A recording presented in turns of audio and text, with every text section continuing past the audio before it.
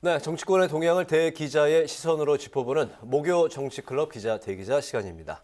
최병묵 전 TV조선 해설위원, 성완용 한겨레 신문 선임 기자와 함께하겠습니다. 두 분 어서 오십시오. 반갑습니다. 네, 반갑습니다. 네, 특히 이제 성완용 기자님께서는 이 코너 목요 클럽 기자 대기자 이 코너의 원년 멤버셨잖아요. 다시 복귀 환영합니다. 코너 만들 때 같이 출발했었는데요. 중간에 사정이 있어서 제가 잠깐 안 하고 한겨레 신문의 박찬수 대기자가 했었죠. 그러다 다시 좀 제가 나오게 됐습니다. 잘 부탁드립니다. 예, 친정에 돌아오신 그런 기분이실까요? 예, 그렇습니다. 네, 네, 반갑습니다. 좋습니다. 오늘의 발제는 최희영께서 준비를 해오셨죠? 네, 지금 이상민 행정안전부 장관 해임 건의안을 놓고서 사실은 여야가 첨예하게 충돌을 하고 있는데 원래 민주당에서는 오늘 본회의에 보고하고 내일 표결하겠다고 그랬는데 이제 김진표 국회의장이 그 합의를 지금 주문을 해놓은 상태거든요. 그래서 일촉즉발. 그래서 오늘은 이상민 해임안 일촉즉발 이걸 논의해 보겠습니다. 네. 그 말씀하신 대로 오늘 이상민 장관 해임안 보고를 위해서 본회의가 열릴 것이냐 말 것이냐 그 관점의 그 포인트였는데 김진표 의장의 이제 결정이 어떻게 될지 또 많은 관심을 모았었습니다. 결국 김 의장은 여야 합의를 결정을 했습니다. 그래서 이제 본회의 잠정 연기 결정을 했는데요. 내일 또 어떻게 될지 이게 또 전망이 불투명한 상황입니다. 어떻게 전망하십니까? 글쎄요, 이게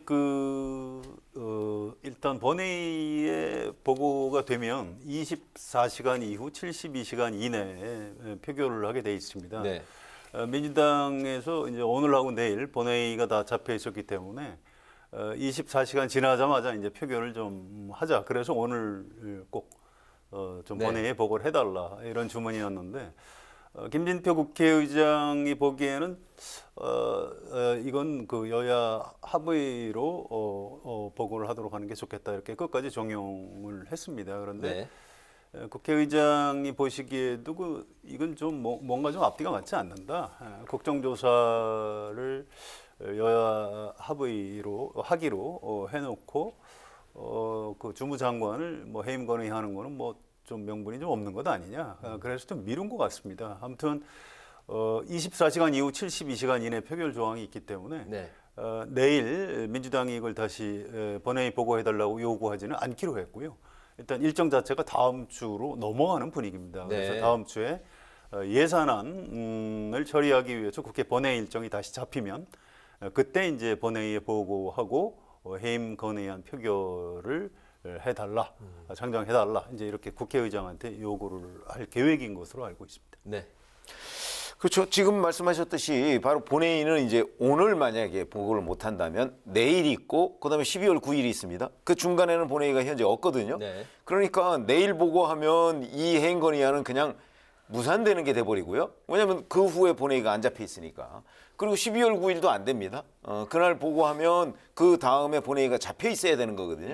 그렇기 때문에 이제 지금 말씀하신 대로 중간에 본회의를 한 번 더 열어서 그때 보고를 하면 12월 9일이나 뭐 아니면 뭐 본회의를 이틀간 열면 표결을 할 수가 있는 거죠.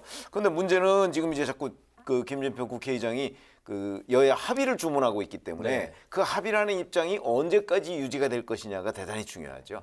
만약에 끝내 합의 안 하면 상정을 안 하겠다 이렇게 되면 뭐 이거는 그냥 무산되는 거니까 중간에 그 김진표 의장의 결심 단계가 꼭 필요하다.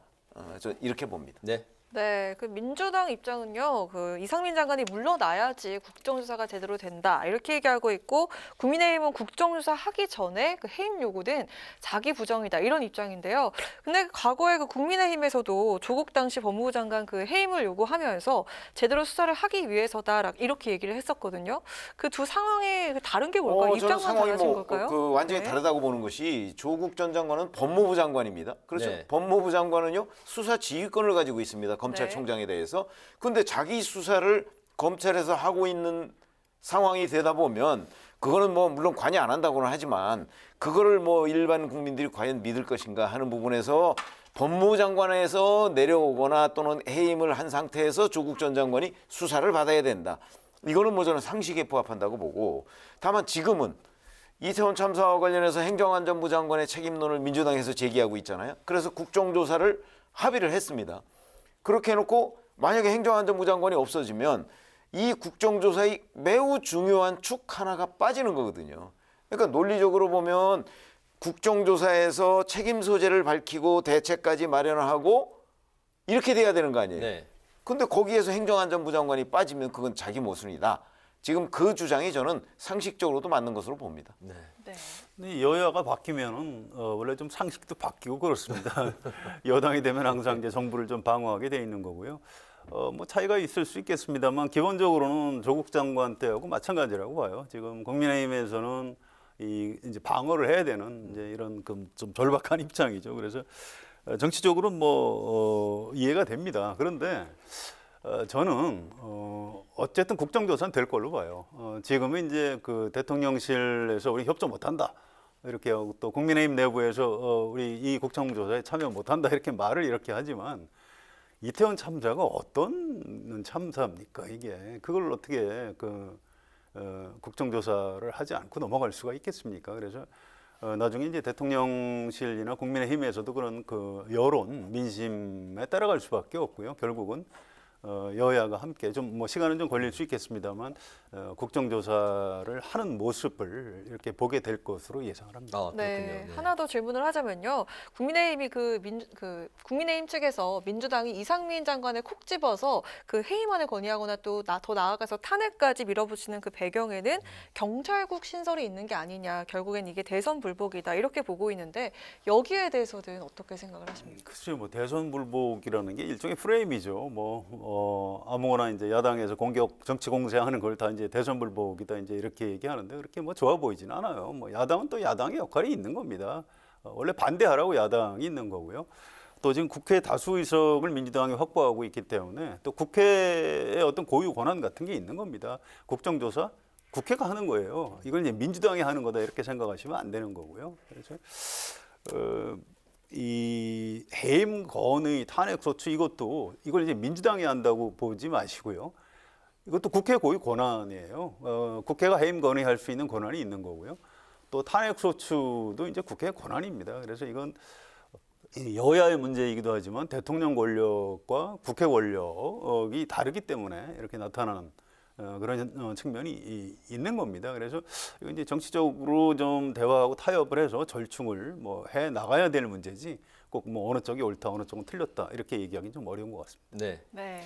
제가 보기에는 뭐 꼭 경찰국 신설 문제가 배경이 돼서 사실은 이상민 장관에 대한 해임 건의안이나 탄핵소추 얘기가 나오는 것은 아닌 것으로 보고 오히려 배경을 조금 더 깊이 들어가 보면 네. 뭐 대선 불복까지는 저는 너무 과했다 이렇게 생각을 하고요. 그게 아니고 사실은 윤석열 대통령이 가장 아끼는 두 장관을 꼽으라고 한다면 이상민, 한동훈 정도를 아마 많은 분들이 꼽을 겁니다. 네. 그러다 보니까 이제 윤석열 대통령에 대한 정치 공세의 일환으로 마침 또 이태원 참사가 있었잖아요. 그 이태원 참사에 대한 정치적 책임을 이상민 장관이 벗어나기는 힘들단 말이죠. 그러니까 그걸 계기로 해서 일종의 윤석열 대통령 흔들기의 일환으로 이상민 장관에 대한 해임 건의안 탄핵 수출 얘기가 계속 나오는 것이지 뭐 이게 뭐 대선 불복까지 이렇게 국민의힘에서 주장하듯이 그렇게 이해하기에는 조금 논리적 비약이 있다 이렇게 생각합니다. 네, 윤석열 대통령을 흔들기 위해서 탄핵 소추안을 들고 나왔다 말씀하셨는데 다음 주에 민주당이 탄핵 소추안을 발의한다는 그 계획을 갖고 있습니다. 헌법재판소의 이상민 탄핵 심판 결정이 가능할 이 시나리오가 될 수 있을지 두 분의 생각 좀 들어보겠고요. 이 탄핵까지 이제 발의하는 요 계획을 세워두고 있는 이 상황에서 조금 전에 이제 성 의원님께서 국정조사는 그래도 갈 것이다, 될 거다라고 말씀하셨는데 이게 변수가 될 수 있지는 않을지 그리고 야당이 현재 이렇게까지 이제 밀어붙이고 있는 상황을 어떻게 해석을 해야 될지 전반적으로 좀 말씀 좀 들어볼까요? 일단 일정이 좀 바뀌었어요. 해임 건의가 다음 주로 넘어가면서 좀 김이 빠졌습니다. 오늘 만약에 이제 해임 건의 국회 본회의에 보고가 되고 내일 가결이 되고 이렇게 되면 굉장히 급박하게 돌아가고 이제 다음 주에 민주당은 탄핵 소추를 또 발의하고 이런 순서로 갔을 텐데 이거 일정 자체가 이제 다음 주로 넘어가면서 탄핵 소추를 민주당에서 다음 주에 할 하기 어려워진 수 있을까? 이게 일주일 만에 이 세상이 어떻게 변할지 알 수 없는 거거든요. 네. 그래서 탄핵 소추 자체가 지금 좀 동력이 떨어진 것 아니냐 이렇게 보는 게 좀 상식적이라고 보는 게 맞을 겁니다. 그래서 네. 이제 그 와중에 또 예산안 처리 반드시 해야 되고요. 예산안 처리는 뭐 가능할 걸로 봅니다. 지금 야당서도 이걸 의결을 안 해주기에는 너무 여론이 나빠질 수 있기 때문에 어떻게든 뭐 여야가 이제 타협을 해서 할 거고요. 또 이제 국정조사를 지금 뭐 못하겠다 이렇게 얘기하고 있지만 제가 아까 말씀드렸듯이 결국은 합의해서 뭐 하게 될 겁니다. 그러면 정치 일정 자체가 좀 지금하고는 상황이 많이 달라지는 거죠. 그래서 탄핵 소추를 민주당이 어제 오늘 얘기한 것처럼 과연 밀어붙일 수 있을지 이건 정치 상황을 좀 더 두고 봐야 알 수 있을 것 같습니다. 네. 저는 뭐 처음부터 탄핵소추는 약간의 엄포라고 봤거든요. 못할 것이다. 왜냐하면 탄핵소추는 헌법과 법률에 위반하는 행위가 있어야 돼요. 지금 민주당 일각에서 거론하고 있는 게 무슨 재난관리기본법, 그다음에 뭐 시행령 정치 뭐 이런 거 얘기하고 있는데 네. 글쎄요. 그거 가지고 법조계 사람들한테 물어보면 그게 탄핵 요건이 된다는 사람 제가 들어본 적이 없습니다. 그러면 탄핵 소추라는 건 처음부터 사실은 엄포용이라고 보고 그러면 이제 문제는 국정조사 예산안 이런 것들이 다 연결돼 있거든요. 네. 근데 해임건의안마저 다음 주로 넘어가고 탄핵 소추는 처음부터 뭐 저는 어려웠다고 보고 이러면 만약에 다음 주쯤이나 이때 예산안 내년도 예산안이 통과가 되잖아요. 그러면 뭐 해임건의안 탄핵 소추 다 없던 일 되고 아마 제가 보기에는 바로 국정조사 국면으로 넘어갈 가능성이 있다고 봅니다. 그래서 근데 만약에 예산안이 계속 안 된다. 네. 그럼 국정조사도 계속 미뤄지는 거죠. 그래서 일정이 이렇게 전부 다 이렇게 엮여 있는 거죠. 그래서 어느 하나가 풀리기 시작하면 아마 첫 번째로 풀릴 거는 예산일 가능성이 크거든요. 풀리면 이제 국정조사 국면으로 바로 넘어가면서 나머지 이 논란들은 아마 그냥 뭐 없던 일이 되기가 십상이다. 저는 그렇게 봅니다. 그 탄핵 소추에 대해서 약간 보충 설명을 하나 좀 드릴게요. 이게 네. 우리가 이제 박근혜 전 대통령을 이제 탄핵한 것 때문에 장관 탄핵은 뭐 아무것도 아닌 것처럼 생각을 하지만 사실 탄핵 제도라는 건 우리 헌법이 가지고 있는 참 대단한 제도입니다. 고위 공무원들에 대해서 국민의 대표 기관인 국회가 네.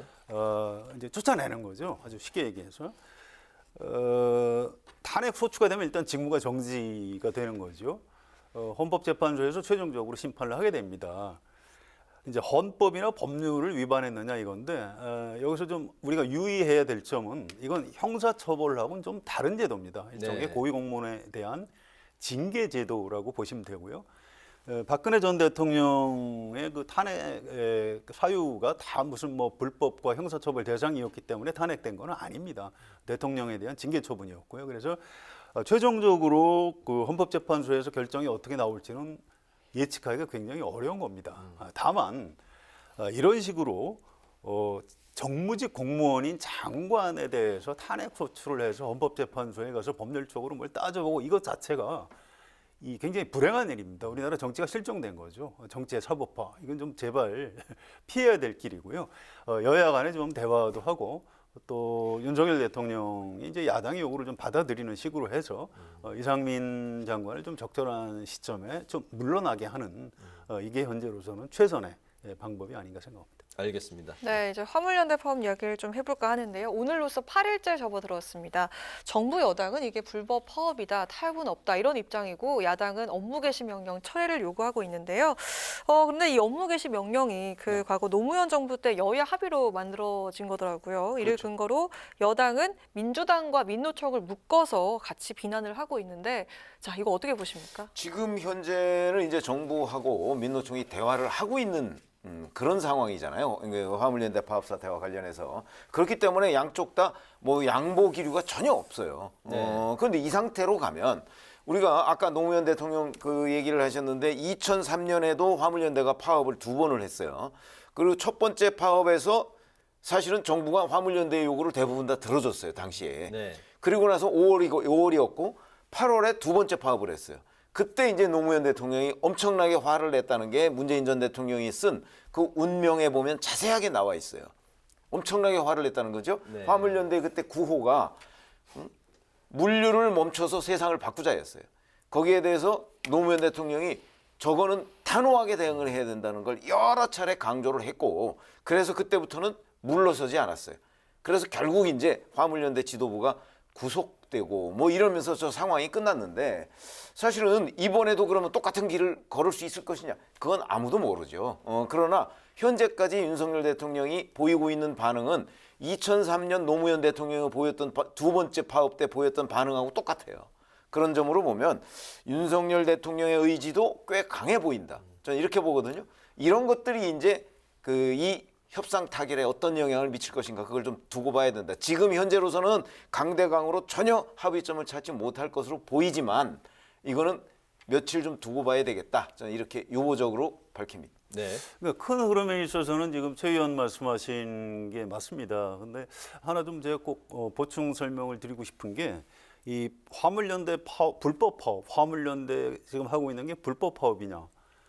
그렇지 않아요. 자기 네. 차를 가진 사람들이 아니 나 제대로 임금 받기 전까지는 내가 손해 보더라도 내가 운전 안 하겠다 뭐 이러는 겁니다. 네, 그 고용노동부 장관도 정부에서도 불법이 아니라고 예 했죠. 그렇습니다. 네. 정부에서도 무슨 이걸 뭐 불법 파업이면 당장 뭐 어떻게 했겠죠. 그 방법이 없으니까 노무현 정부 때 이 강제로 좀 운행을 하게 하는 그런 법까지 만드는 겁니다. 그래서 이렇게 하여튼 쉬운 문제는 아니고 물론 파업 과정에서 무슨 뭐 쇠구슬을 던진다든가 이렇게 폭력 행위를 하면 그거는 불법일 수 있겠죠. 그래서 이 파업 자체를 불법으로 자꾸 생각하는 거는 이 문제를 푸는데 전혀 도움이 되지 않는다 이 말씀을 좀 드리고 싶고요. 또 한 가지는 정부의 이제 리더십입니다. 우리가 이제 정부 여당 사람들이 1980년에 그 레이건 행정부에서 미국의 그 관제사 파업을 할 때 연방 정부에 절대로 취업시키지 않겠다 아주 강경하게 해서 노조를 굴복시킨 그 사례를 자꾸 지금 얘기를 하고 있는데 그게 40년 전 얘기고 전혀 다른 나라의 얘기입니다. 나라마다 다 다른 거예요. 지금 화물연대 파업을 정치 파업으로 보십니까? 저는 그렇지 않다고 봐요. 저는 이건 상당히 생계형 파업이라고 생각을 합니다. 그래서 여당도 이거를 불법 정치 파업이다라고 규정하는 거에 대해서는 되게 조심하는 분위기인 것 같습니다. 장관마다 좀 다르죠. 불법이라고 얘기하는 사람들이 있어요. 근데 이제 그게 굉장히 옳지 않은 태도고요. 다 좋습니다. 이 문제를 해결하기 위해서 그냥 법대로 엄단하겠다. 지금 윤석열 대통령 이 취하고 있는 태도는 이 문제 해결에 과연 얼마나 도움이 될지 모르겠어요. 법대로 끝까지 내 처벌하겠다. 가장 쉬운 거죠. 검찰총장은 그렇게 얘기를 하셔도 됩니다. 그런데 우리가 이제 그 정권을 잡고 정부의 행정력을 이용해서 여러 가지 문제를 풀어나갈 때는 마치 그 외과 의사가 메스를 가지고 수술하듯이 문제를 정확히 진단해서 환부를 정확히 도려내야 되는 겁니다. 굉장히 정교한 그런 기술이 필요해요. 근데 지금 이 문제를 다루는 우리 정부 당국자들 너무 거칠어요. 장검을 가지고 막 숲을 헤쳐나가는 것처럼 이 태도가 과연 문제를 풀어나가는데 도움이 될까? 좀 걱정스러운 대목이 있습니다. 근데 제가 말씀드리고 네. 싶은 거는 그럼 정부 여당 태도가 거칠다. 그 표현 좀 인정할 수 있습니다. 그럼 화물연대가 지금 파업하는 건 거칠지 않나요? 이거 안전운임제가요. 우리 최저임금제하고 비슷한 겁니다. 최저임금 올리는데 그거 사실 반대할 사람이 어디 있겠어요. 그러나 최저임금을 올리면 자영업자나 아니면 일부 영세한 업자들의 여러 가지 또 부담이 되잖아요. 그러니까 적당한 선에서 합의선을 찾자는 건데 지금 정부도 그렇고 화물연대 측도 전혀 자기 것들을 양보를 하지 않고 있어요. 예를 들어서 시멘트하고 지금 수출용 컨테이너 이런 부분에만 적용이 되잖아요. 이 안전운임제가. 이걸 전 영역으로 과연 확대할 수 있느냐? 저는 확대할 수 없다고 보거든요. 그것도 아주 단기간에. 없는데 그걸 요구하고 있잖아요. 네. 그런 점에서 어느 한쪽의 잘못만 얘기할 수 있는 건 아니고 지금 이 시점에서는 강대강으로 지금 대치하고 있는데 그러니까 조금 두고 보자. 제가 그 말씀을 드리는 겁니다. 좀 더 대화하고 타협을 해야 되는 문제고요. 이게 어느 쪽이 그렇게 일방적으로 잘못했다 이렇게 얘기할 수 없어요. 그럼 최 의원 말씀하시는 게 맞습니다. 어쨌든 지금 우크라이나 전쟁도 있고 우리 경제 위기 때문에 굉장히 고통스럽습니다. 어떻게든 정부하고 화물연대가 한쪽에서는 대화라고 하고 한쪽에서는 교섭이라고 하고 네. 용어조차도 좀 다르게 쓰고 있는데 그런 게 중요한 게 아닙니다. 알겠습니다. 실질적으로 어떻게 타협을 해서 빨리 좀 이 문제 풀어나갔으면 좋겠습니다. 알겠습니다. 다음 사안으로 이제 넘어가 보도록 하겠습니다. 이제 다음 총선이 1년 한 5개월 정도, 4개월여 정도 이제 남았습니다. 내년 이제 본격적인 총선 모드에 여야 모두 이제 들어갈 텐데요. 이런 상황에서 최근 이제 여권에서도 친윤, 비윤의 이합집산 움직임이 조금씩 감지가 되고 있고 야당 역시 비명계 친명계 목소리가 갈리면서 점점 높아지고 있는 상황입니다. 오늘 박영선 전 장관은 이재명 리스크는 예견된 것이고 이재명 대표 이후에 분당이 될 가능성에 대해서 이제 언급을 했었다 하면서 뭐 고양이 탈쓴 호랑이다 이런 표현까지 쓰면서 분당 가능성에 대해서 이제 또 다시 언급을 했습니다. 국민의힘과 민주당이 내년에 이제 총선 모드에 본격적으로 뛰어들면 아무래도 정치인들은 실리를 많이 계산을 할 수밖에 없을 것 같은데 여야의 분당 가능성 두 분은 이제 어떻게 또 예측을 하실지요? 저는 없다고 봐요. 그렇게 보는 이유가 있습니다. 예, 분당이 이루어지려면 지도자가 있어야 됩니다. 대선 주자급 네. 정도가 있어야 당이 분열이 가능한 거예요. 지금 총재 시대가 아닙니다. 과거의 정당 주인은 총재들이었어요. 당을 만들기도 하고 네. 쪼개기도 하고 합치기도 하고. 지금 정당의 주인이 누굴까요? 총재는 일단 없고요. 대선 주자 심지어 윤석열 대통령이 국민의힘이 주인일까요? 전 그렇게 생각하지 않습니다. 또 한때는 국회의원들이 이렇게 주인 행세를 한 적이 있었어요. 지금은 여당이든 야당이든 실제 정당 내부 권력은 당원들 또 지지자들한테 많이 넘어가 있습니다. 그래서 지금 옛날 정치 문법을 가지고 총선 앞두고 여당과 야당이 뭐 각각 깨질 것이다 이렇게 얘기하는 거는 저는 별로 정확하지 않은 예측이라고 생각을 합니다. 네. 뭐 저도 생각은 비슷한데 옛날식의 정치로 보면요. 그 당의 오너가 있잖아요. 그 오너가 뭐 YSDJ 뭐 이런 있습니다. 근데 그 사람들 자체가 대권 주자였어요. 그러니까 그 사람들이 자 나는 뭐 당 쪼개고 나가서 내가 뭘 하겠다 그러면 바로 그 사람이 리더가 되는 겁니다. 네. 그렇죠? YSDJ가 다 당을 뭐 쪼개고 합치고 뭐 이랬던 전력들이 있잖아요. 뭐 과거에 노무현 대통령도 대통령 현직에 있을 때 열린우리당을 사실상 만든 거 아니겠습니까? 그런 점을 보면 과거는 그랬고 지금은 그런 리더가 과연 있느냐 하는 게 이제 우리가 핵심 포인트가 되겠죠. 네. 그러니까 예를 들어서 민주당이 분당이 되거나 국민의힘이 분당이 되려면 뭔가 확실한 리더가 있어야 되는데 지금 국민의힘에도 민주당에도 그런 게 안 보인다는 거죠. 그래서 제가 보기에도 분당의 가능성, 그 리더가 뭐 갑자기 하늘에서 떨어지는 것도 아니고, 그러니까 매우 희박하다. 저도 그렇게 봅니다. 두 분이 의견이 같으시군요. 알겠습니다. 네, 다음 질문을 좀 짧게 들어보도록 하겠습니다. 오늘 오후에 문 전 대통령이 서해공무원 피격 사건 수사에 대해서 입장을 밝혔는데요. 안보 체계를 무력화하는 분별이 없는 처사다. 정권이 바뀌자 부처의 판단이 번복이 됐다. 그리고 현 정부가 안보 사안을 정쟁의 대상으로 삼고 있다. 이렇게 얘기를 했는데요. 이거 어떤 메시지로 해석을 할 수 있을까요? 제가 보기에는 뭐 본인한테 한 발씩 다가오는 어떤 수사의 칼날 뭐 이런 위기를 좀 느끼는 것 아닌가 이런 생각이 들고요. 그래서 그 결정적인 순간에 대비하기 위해서 약간 뭐 새 결집 이런 거에 신호탄 저는 그렇게 이해하고 있습니다. 문재인 전 대통령 말씀하신 거죠? 그렇죠. 알겠습니다. 글쎄요, 저는 조금 맥락을 다르게 보는데요. 전직 대통령은 아무 힘이 없습니다. 무슨 현재 권력을 잡고 있는 정권이 센 거지 전직 대통령이 무슨 힘이 있겠습니까?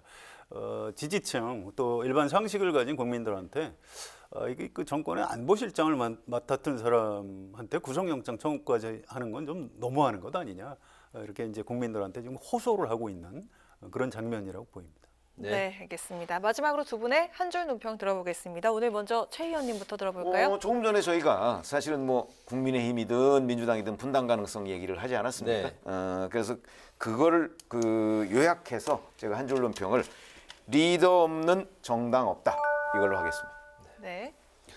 지금 대선 불복 프레임을 잡고 집권 여당에서 얘기하면서 총선 승리를 해야 윤석열 정권이 완전히 정권 교체를 하는 것이다. 이제 이런 얘기를 자꾸 하는데요. 굉장히 좀 잘못된 생각입니다. 문재인 대통령 때 2020년 총선에서 무려 180석을 차지했지만 그 다음에 뭐 문재인 정부 마음대로 국정을 운영했나요?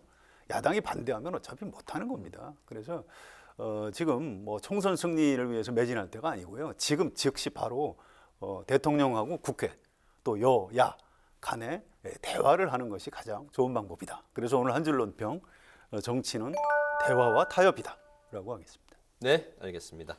목요 정치클럽 기자 대기자 오늘은 이상민 장관 해임안 그리고 예산안 처리 놓고 여야 간 대치 상황에 대해서 지금까지 최병묵 전 TV조선 해설위원, 성환용 한겨레신문 선임 기자 두 분과 함께 말씀을 나눴습니다. 오늘도 잘 들었습니다. 감사합니다. 네, 고맙습니다.